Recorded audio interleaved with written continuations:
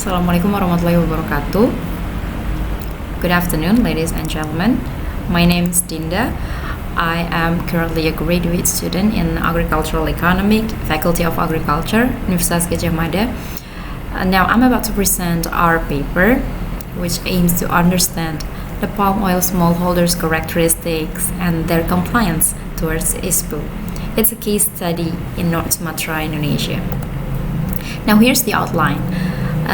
We'll begin with the introduction, methods, and we'll see the discussion about the result of our study, and I will be ended eventually with the conclusion and policy implication. Let's begin with introduction. Who doesn't know palm oil in Indonesia is widely known as a leading commodity among all plantation commodities. Why so? Because palm oil and its derivatives has such a great potential. One of those potential is because of the inexpensive production costs palm oil has compared to other vegetable oil in a global market. The great contribution of palm oil to the national economy of Indonesia has led to the poverty alleviation and improvement of rural livelihood as well. Therefore, the locals decided to switch their job and begin to open palm oil plantation with their land. They automatically became a smallholder. Now, at least there are two types of smallholders: independent and managed smallholders. The difference between those two smallholders is about the assistance they receive. Managed smallholders receive many kinds of assistance, such as training, socialization. It can be from the core company or the local government, while the independent smallholders receive no assistance. The great benefit we gain from palm oil plantation also come up with a big challenges. Heterogeneous characteristic condition of smallholder determine the behavior of farmers. Now, in this term, behavior that we look upon is their response to ISPO, Indonesian Sustainable Palm Oil, a body responsible to guarantee that palm oil produced in Indonesia is 100% sustainable. ISPO was established in 2011 by the government of Indonesia as a response of the emerge of ISPO, Roundtable Sustainable Palm Oil, which used in a global market. Now, the objective of our study is to see the difference in characteristic between independent and managed smallholder. From the characteristic, it will lead us to see the behavioral factors of those smallholders, and eventually we'd like to analyze smallholders' compliance towards ISPO. Compliance here as a representation of behavior of smallholder towards ISPO. Now let's move to the methods. We use the descriptive analytic method, and we collected data from 150 smallholders, which divided into two groups, 75 managed and 75 independent. And our study was located purposefully in Padang Lawas Regency, North Sumatra, and we collected the data with an interview and observation. And for the analysis, we use proportion tests. Now here's the result of our study. The first part of the result is about the socio-economic characteristic of smallholder. There are several variables here: their ages, education, family member, experience, farm size, and farm income. From those variables, we can see that there are significant differences in each of the variables. With respect to the historical background of independent and managed smallholder, managed smallholder is the in this study are those who joined the transmigration program in 1990. So they moved from Java Island to Sumatra Island with their nucleus family, consisted of father, mother, with 1 or 2 children. However, independent smallholders were referred to those locals who lives with their extended family. That is why for the family member, independent has a bigger number of family member. And for the experience, many smallholder, when they moved in from Java to Sumatra, they've been given a land. So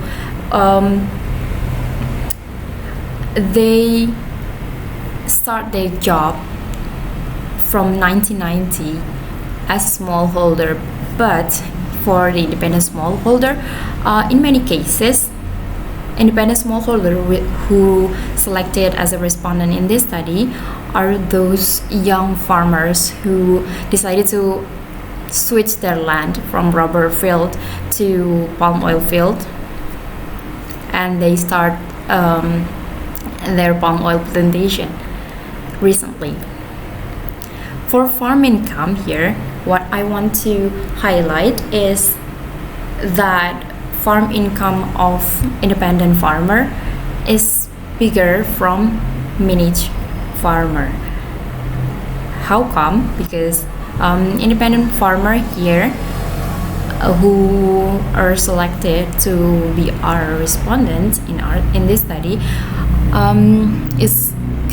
were consisted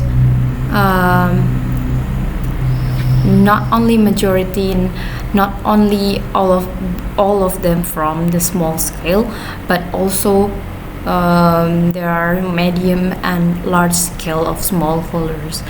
That will be our next discussion in table 2, because we'd like to see the difference between independent and many smallholders based on plantation scale.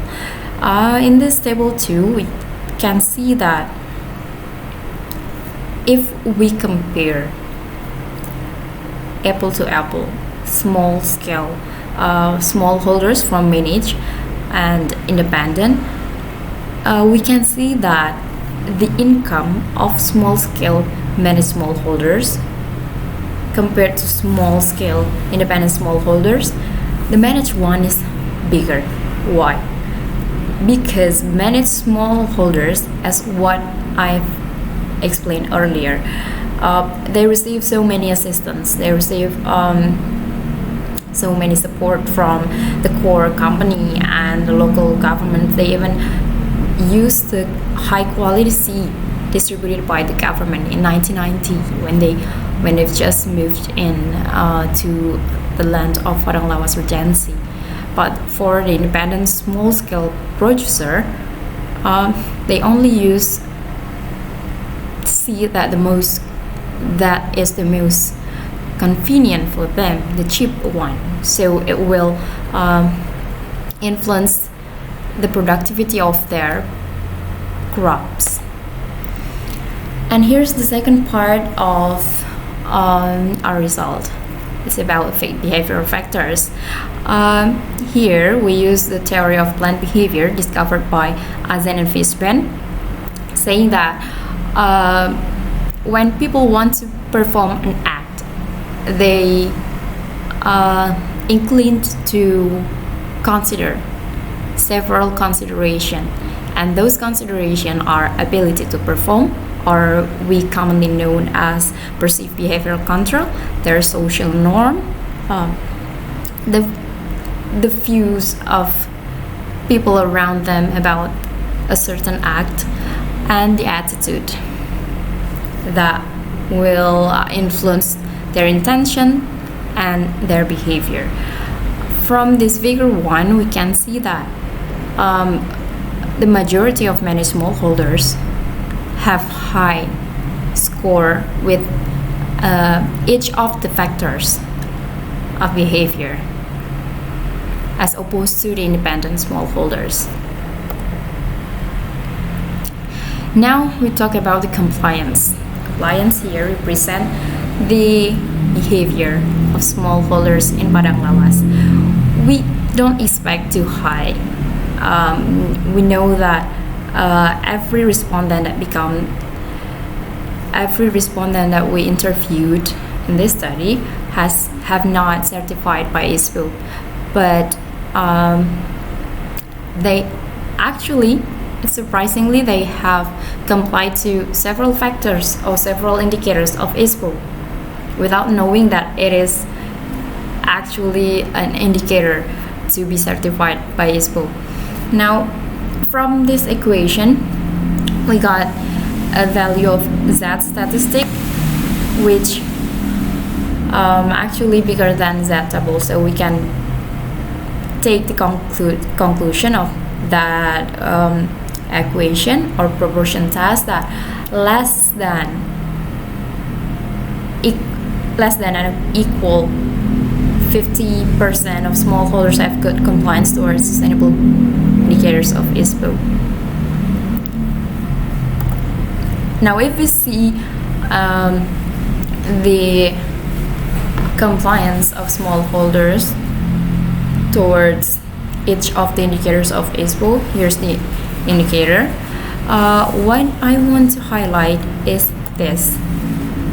If we see the five round shape here, red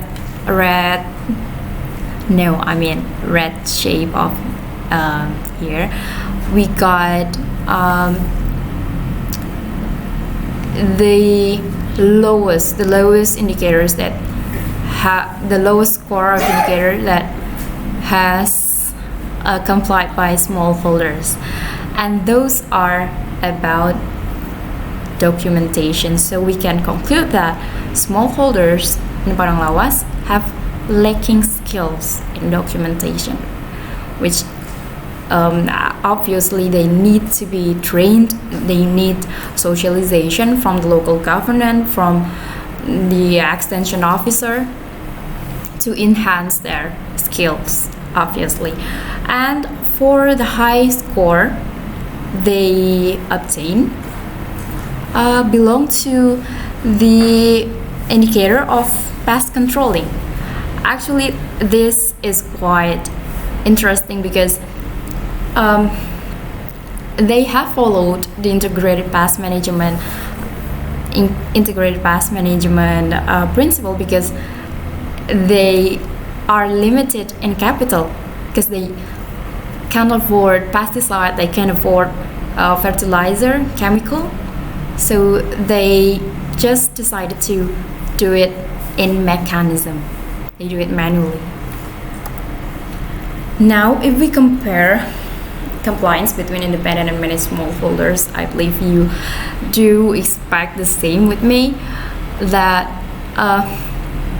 they both get a totally different, totally opposite result of compliance. For managed smallholders, majority of managed smallholders, 80%, it's a great number. 80% of managed smallholders have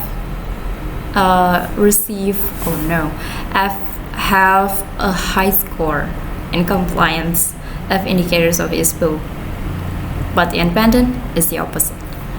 So, for the conclusion and policy implication, we'd like to say that there is a significant gap between condition of independent and managed smallholders. Therefore, socialization and training from the local government are very necessary here to narrow the gap between the two types of smallholder. If not, it will be hyper difficult for independent smallholders to be able to comply with or even fulfill the requirements needed in ISPO certification, that we both know that ISPO has been determined to be the mandatory certification for all the producers in Indonesia. At last, we'd like to express our gratitude for the Ministry of Research and Technology, National Research and Innovation Agency of the Republic of Indonesia for the support provided in the form of funding so this study can be completed appropriately. Thank you. Assalamualaikum warahmatullahi wabarakatuh.